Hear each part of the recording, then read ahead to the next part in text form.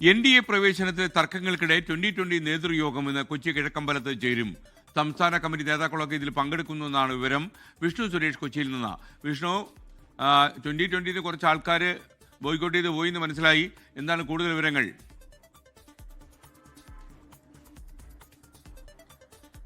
Good morning. ആ boycotting അത് ഒഴിവാക്കുക എന്നുള്ളതാണ് ഇപ്പോൾ 2020 ലക്ഷ്യം വെക്കുന്നത്. അതിന്റെ പശ്ചാത്തലത്തിലാണ് ഇന്ന് നേതൃയോഗം ചേരുന്നത് കിഴക്കമ്പലത്ത്.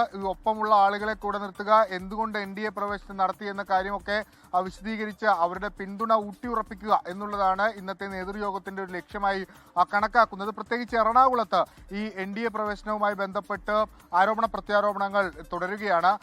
ഈ 2020-ക്കെതിരെ CPIM-ഉം കോൺഗ്രസും ഒരുപോലെ ആരോപണങ്ങൾ ഉന്നയിക്കുകയും അവിടെ നിന്നുള്ള ആളുകൾക്ക് ധൈര്യമായി ഞങ്ങളുടെ പാർട്ടിയിലേക്ക് വരാം എന്നൊരു ഓപ്പൺ വാതിൽ തുറന്നിട്ട് കൊടുക്കുന്ന സാഹചര്യമൊക്കെ ഉണ്ട്. കുറെ അധികം ആളുകൾ കഴിഞ്ഞ ദിവസം കോൺഗ്രസിലേക്ക് വരികയും ചെയ്തു. അപ്പോൾ ഇനിയും ഈ പാർട്ടിയിൽ നിന്നും കൂടുതൽ പേർ മറ്റു പാർട്ടികളിലേക്ക് പോയാൽ അത് വരാനിരിക്കുന്ന നിയമസഭാ തെരഞ്ഞെടുപ്പിൽ 2020 ഉണ്ടാക്കാൻ പോകുന്ന തിരിച്ചടി ചെറുതല്ല. ഇത് നേതൃത്വത്തിന് കൃത്യമായ ബോധ്യമുണ്ട്.